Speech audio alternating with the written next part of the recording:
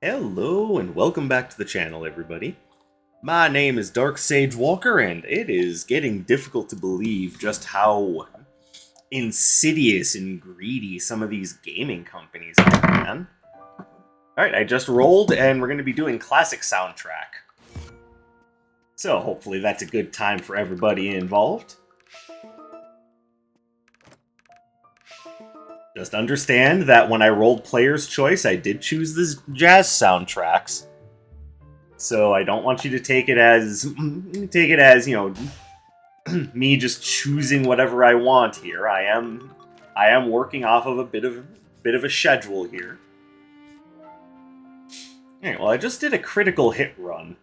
I think it's time to raise our axe and take the route of strength. There we go. And of course, when you go to raise your axe and take that road, the best thing you can start yourself with is the Chrono Glove. But what else do we want to run with this? We're doing power, so let's see. I'm just gonna have a quick look, see what looks right. Obviously, there's lots of good options. Yeah. Sorry, I just finished eating, and apparently some of the 7-Up that I had decided that it wanted to pop up and, you know, remind me of what I'm missing in life. Which, to be fair, is a lot, but not the 7-Up. I usually am only okay with that going one direction. Alright, so here's what I'm thinking. I am going to take this, as it's going to offer me a nice, easy way to get in on enemies. As far as what else I want to use, I think we're going to go Thunderline. And I'm kind of want to take Bolt Claymore, kind of want to take Thundering Chain. And I think I've kind of chosen myself that, you know what? No, we're gonna go Twin Turbines. We're gonna go the Gravity Mage route. We're going Earth and Electricity.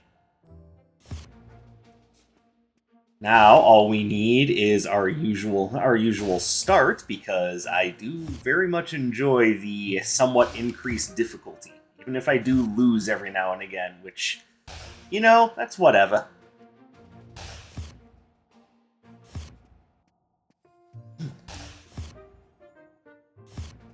I hope everyone is having a fantastic day out there.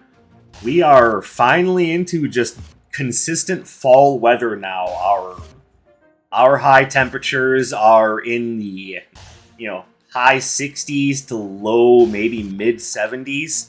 It just feels fantastic. Like, we are definitely in the season of apples and pumpkins now, and I'm looking forward to some of this pumpkin spice stuff. Like, I don't know if I've mentioned this to you guys or not, and if I did, it was a year ago, so I don't blame you for not remembering. But I love me some pumpkin spice. And I know a lot of you, your first instinct is to go, pumpkin spice latte! No, I'm not a coffee drinker. Sorry, guys. I know that there might be just a little bit of disappointment in that revelation, but sorry, I am not a coffee drinker. Okay, Nox, you're starting to bother me. But that's okay, I will do this as long as it takes to get my retro floor plan. But no, when I say pumpkin spice stuff, I mean I'm ready for things like pumpkin spice rolls from Little Debbie. Those things are delicious. If they come out with like a pumpkin pie Oreo, I'll grab that. Like, there's all sorts of pumpkin spice stuff out there that isn't coffee. It's just, you know, they make such a big deal about it's the 20th birthday of pumpkin spice lattes, and I'm just sitting here going, great, and I care because, like, is there any reason why I should give a damn?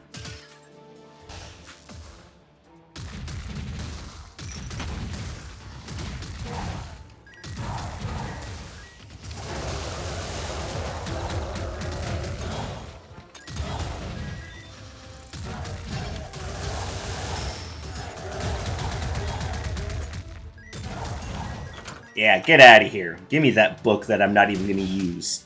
Not even going to crack a page.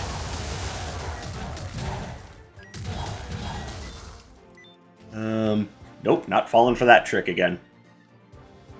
Because last time I did that, it just ended up being a problem because I couldn't access my other Arcana when I wanted to.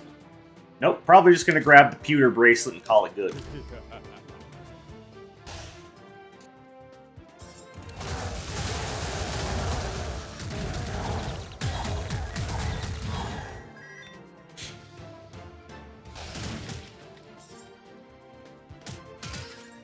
So, I suppose I'll go ahead and ask one question right now. What is you guys' favorite pumpkin spice thing? And I'm not counting pumpkin pie because I mean that's about as obvious as pumpkin things get.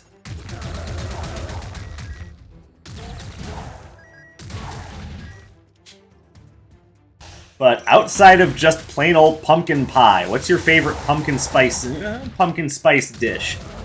Like, I think I'm going to try out... I think I'm going to try out a pumpkin pie smoothie. Like, I did a variation on that last year around this time, and it was fantastic.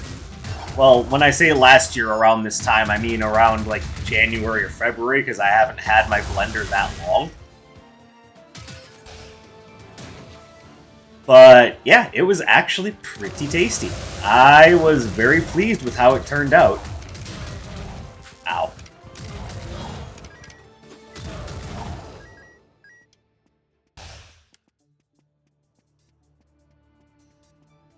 I know I brought that up to one of my friends, and they were like, oh, that sounds gross. I had to kind of stop and go, just because something has pumpkin in it doesn't mean it's gross. I mean, I know pumpkin tends to be a very bitter flavor, but that doesn't mean it's bad. Alright. I like binary splashdown, but I am going to be going up against two opponents who are going to resist its damage, so I'm going to say no to that. What I do like is Obsidian Cascade and Dragon Circuit. I like both of those. But I think I am going to hold off on either one until I know how much money I'm spending on relics.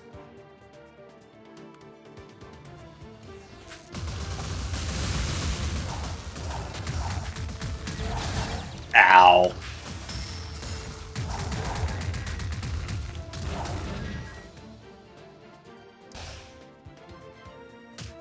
Let that be a lesson to you. Never let very large, heavy things land on your head.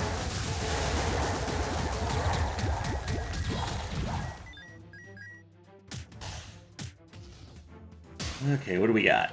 Okay, well that's good. I can do with that. How much do I care about the Boots of Celerity?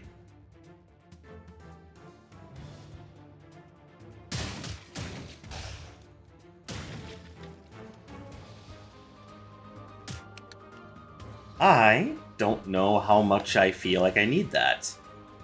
And Token of Doom is good, don't get me wrong. There are plenty of damage increasing things that I can get with the Token of Doom, but I do like seeing the other the other red portal vendors, so I'm gonna I don't know, I'm gonna think about that one.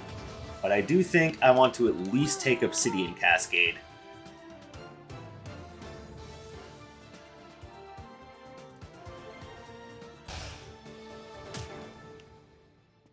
Do I want to take Dragon Circuit as well? Iffy. Because that's a lot of electricity to rely on the last stage. I think I'm going to say no to Obsidian Cascade. Or not Obsidian Cascade, Dragon Circuit. I can talk, I swear. I think I'm going to grab that. Yeah, because I think being able to find Dr. Song and Seville is important for the run.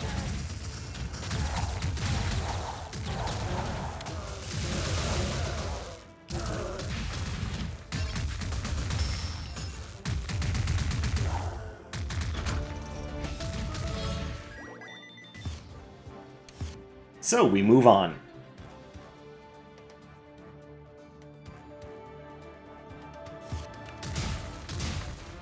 So the other thing to be thinking about at this time of year is of course what we're going to be doing over the holidays.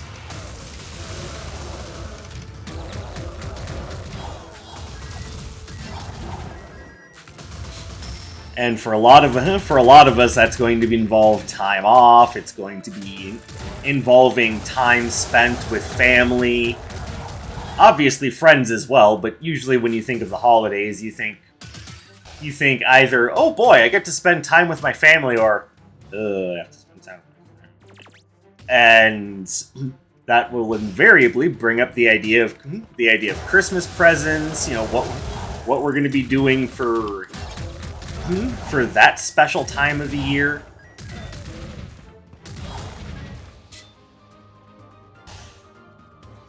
And for many of us, that also involves games.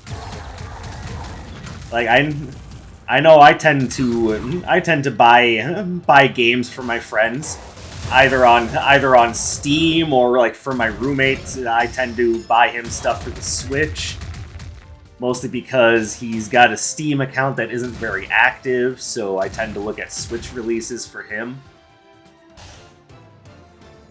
And this ties directly into what I was saying the other day about it being little difficult to be an active gamer right now, with just how intensely greedy all of these game companies are getting, man. And whereas, yes, I am of course talking about what's going on with Unity and how awful they are, let's also not forget that we do have a new owner of the worst reviewed game on Steam title. There you go, Strongman's Hammer. I want all that power.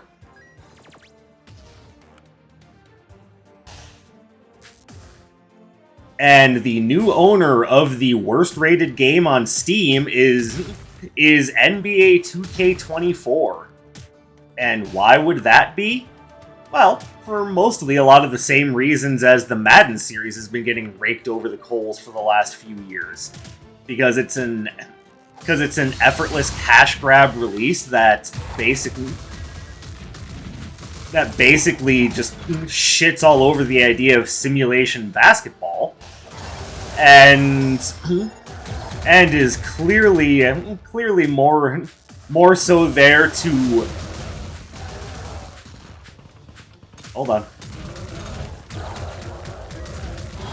is clearly more so there to peddle microtransactions than to be about playing basketball at all. Like, this isn't. It's not a celebration of the game of basketball, or even really the NBA at this point. It's just microtransactions and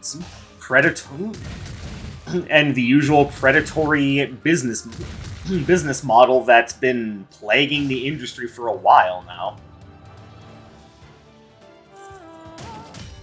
Okay, Iris, we need to talk about you upgrading my other Arcana. This needs to happen, like, sooner rather than later. I'm just saying, it's important. Alright, let's go back here.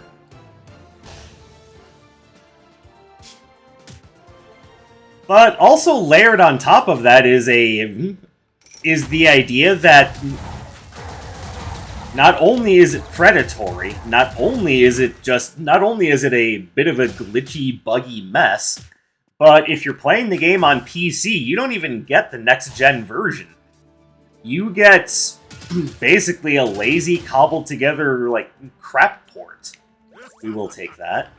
And I would like to see Dr. Song on the next level.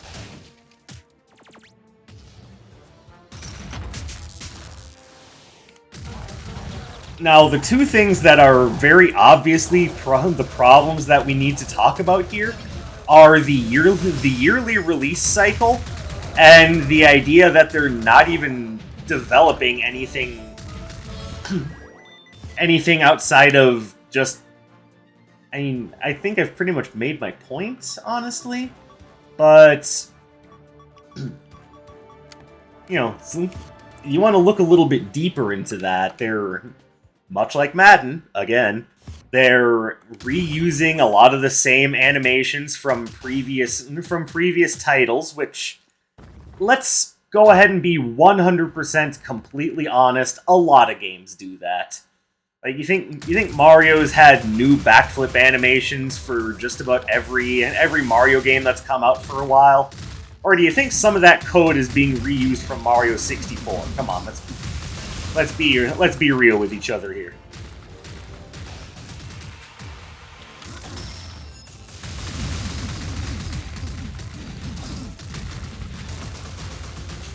Like, hell, Tears of the Kingdom even pretty much reused the entire map from Breath of the Wild.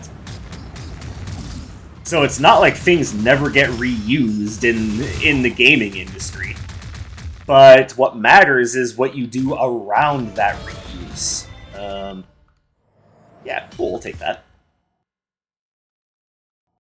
Like, are you just using the same backflip animation and designing more stuff around that, or are you using the same everything animation, and you just can't be bothered to do anything else? And when we're talking about the 2K's NBA series and EA Sports titles, you know it's pretty much the latter.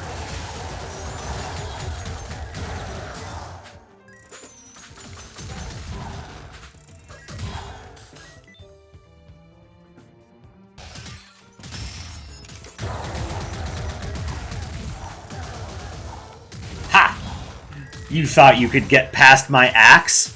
Ha! Folly of you to believe that! Oh, hey.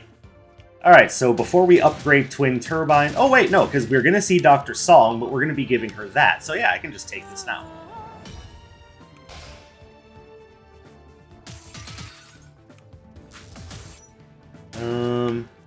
Okay, so we take Curse Eater's Watch for sure, because we've got a decent number of cursed items. We'll be taking... Oh, that's right, I can only have one at a time. Alright, well, I'll come back.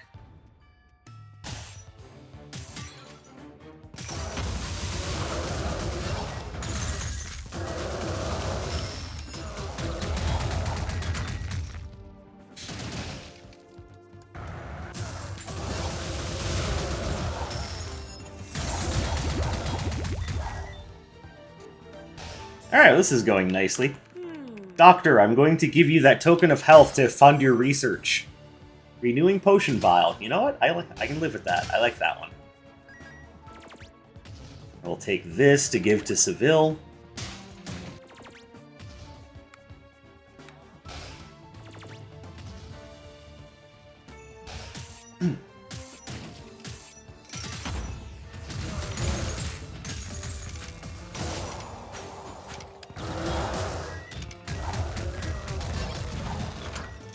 Now, obviously, these things are a problem because it just reeks of hollow cash grab game design.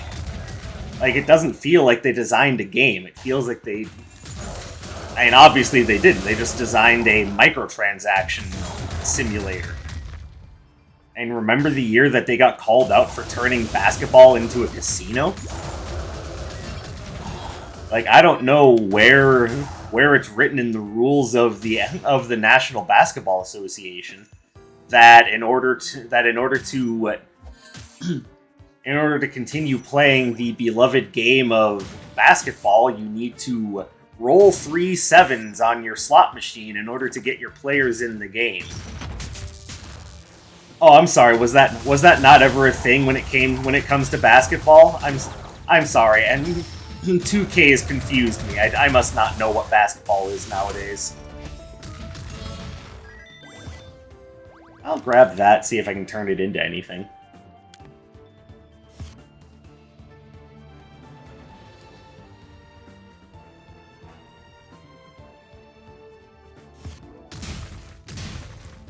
But I think this is indicative of something far more interesting and far greater than just NBA 2K24 being a bit shit. I think what we're seeing here is that, and this is also true because of, like, using Madden and Overwatch 2 as the example, Overwatch 2 being the previous title holder for the worst reviewed Steam game. And that is that what people find egregious about game design nowadays has less to do with the graphics or anything like that. Like, those make games that have terrible graphics and are shoddily coded and hard to play. That's one thing. People can not only can you fix that in post, which again I still think games should be released, 100% polished and playable from the beginning, but at least those problems can be fixed in post. The problem with predatory game design and all of those other things that go along with it is that you can't fix ultra greed. You can't release a patch and say, EA, no greed this year.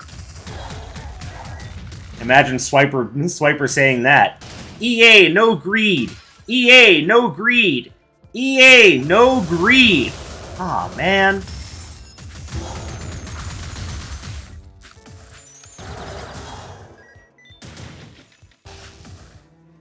Definitely take that.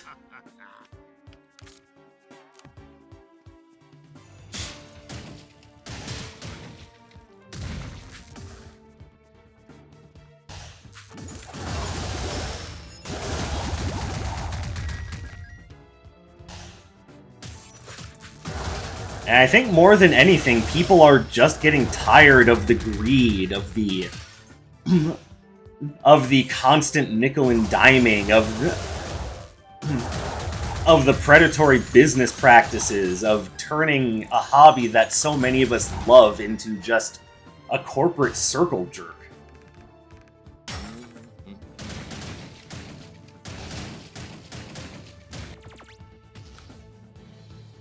Oh. We go south.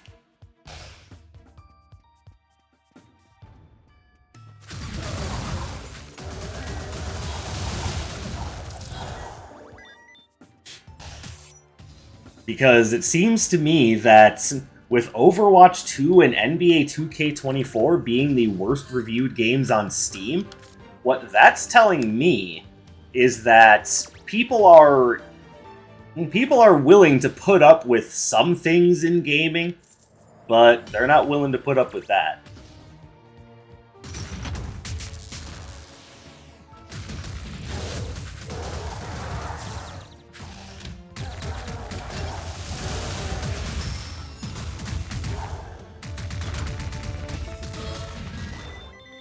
And I say more to the better. We shouldn't be putting up with these horribly predatory practices. Like, I wish I could say that shit was over with Star Wars Battlefront 2. Or, I'm sorry, EA Star Wars Battlefront 2. But no.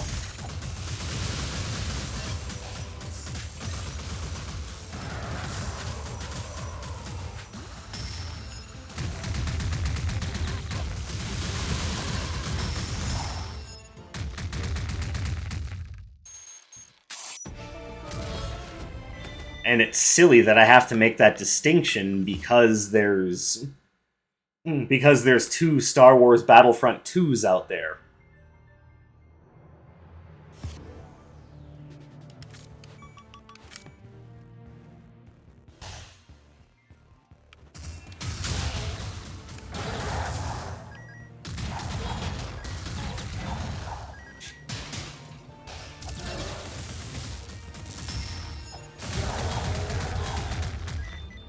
Suckers.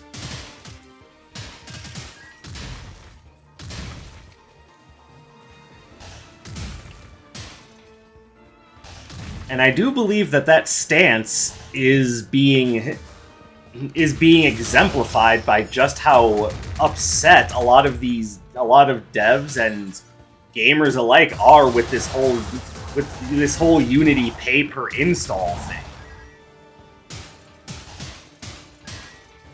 Like, I'll say a lot of nasty things about Epic Games and, Fortnite, mostly because of Fortnite. And also very whoops, I screwed up.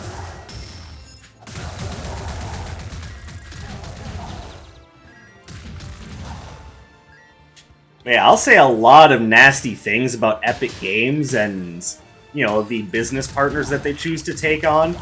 But at least when they license out the Unreal Engine, you pay once for it, and that's it.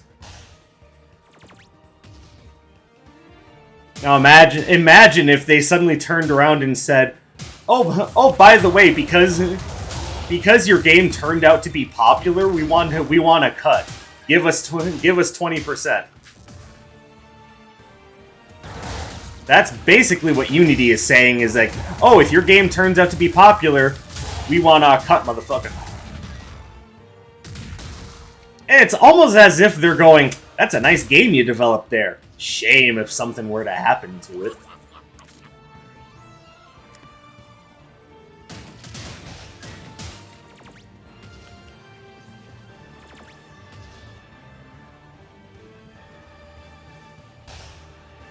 And that is why I continuously say more and more that indie gaming is going to be, independent game studios are going to be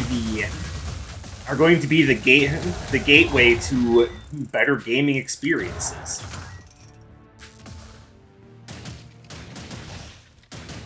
And if you're not sure what I mean by that, play games like Hades. Hades is a fantastic game. Not only just a beautifully paced, crafted game, but it's also a game that has a lot of rich characters, rich content. It goes over a lot of really interesting things without being super ham-fisted about it. The characters are great, the story is intriguing, and in the long run, a lot of it is about love and how we handle things.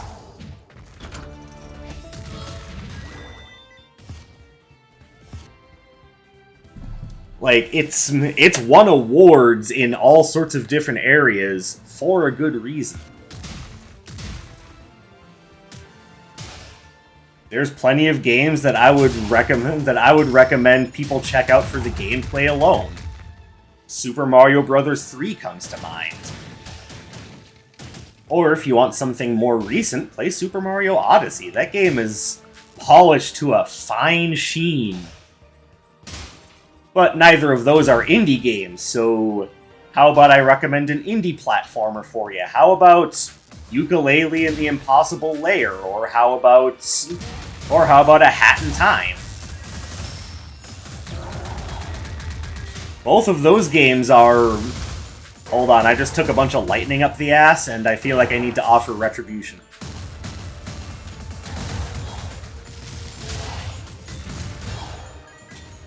Yeah, both A Hat in Time and... Owie. Hold on, I just forgot the other one. Oh yeah, Yooka-Laylee and the Impossible Lair. Both of those games are fantastic, and I recommend them almost entirely on gameplay.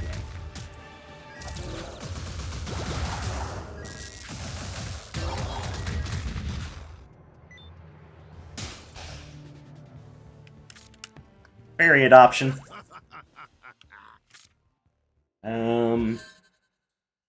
I like everything else, so I'm probably not going to worry about the Equestria cap, even though I love that relic.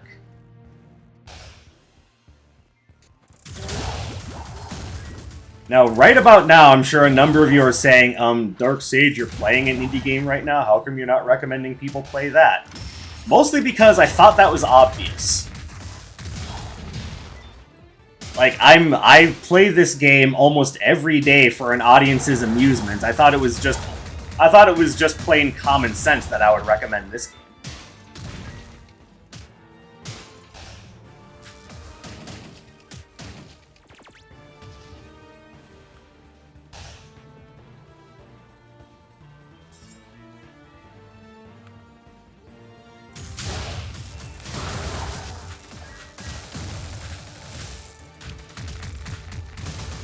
Okay, I'm tired of you.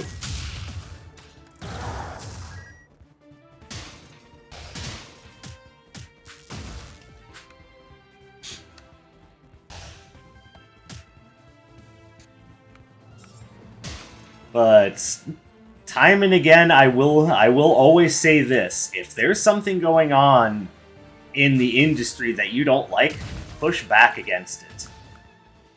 We don't get anywhere if we just allow these companies to continue to perform on their horribly greedy ideas.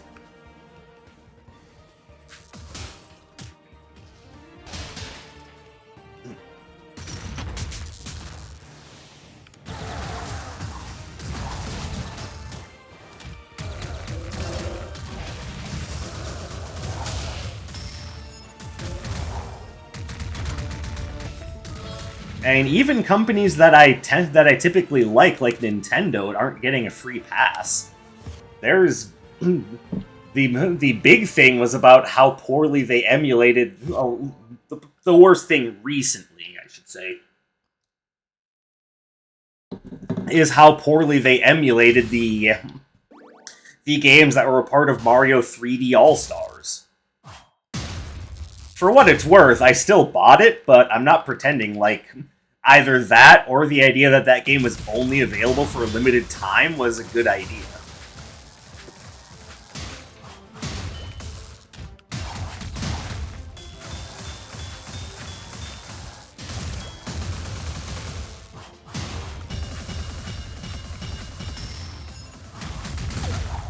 And there we go. Good old power stomp.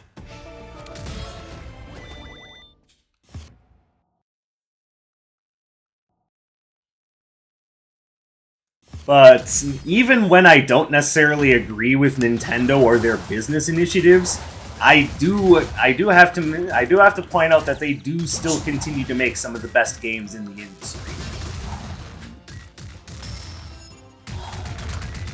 And very rarely, and notice that it did not say never, very rarely do they fall victim to a lot of the same greedy business practices. Things like Fire Emblem Heroes, Dragalia Lost, and Mario Kart Tour being exceptions.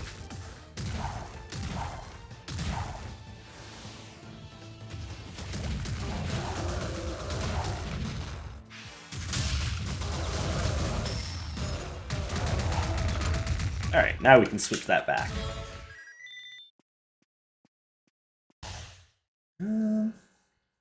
Okay, so Sidewinder's badge wouldn't have been bad to have earlier, but at this point I've pretty much got myself decked out. I'm happy with what I have. So we'll just move on.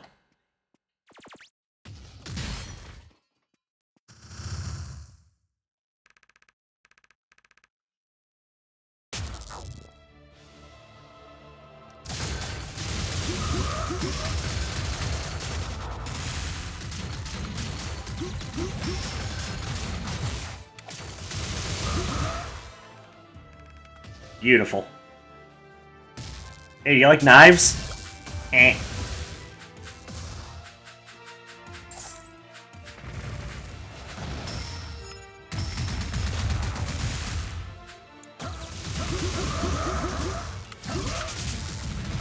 Owie.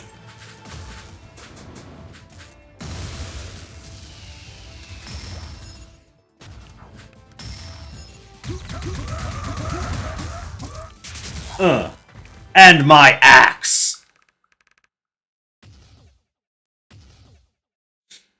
Alright, well that was a good run. And it got me a chance to talk about some of the things that have been going on with the gaming industry that have been pissing me off lately. Oh, there's one more thing about gaming that's pissing me off right now. They're porting Lord of the Rings Gollum to the Nintendo Switch. What the hell is that all about? That game already failed. Just let it die. Everyone knows it's an awful game. You're not gonna fool people just because you're porting it to the Switch. Like, oh, well, maybe now that it's on the Switch, it'll be a better game. No! No, it won't. Just let goofy-looking Gollum die. You look at those eyes. He's begging for death. He deserves to die peacefully. He didn't need a video game. Well, that's all I've got for right now. So, hey, thank you guys very much for watching. I appreciate you coming and spending some of your free time with me. I hope you have a fantastic day or night wherever you may happen to be, and I will catch you in the next one. My name is Dark Sage Walker, and take care, everybody.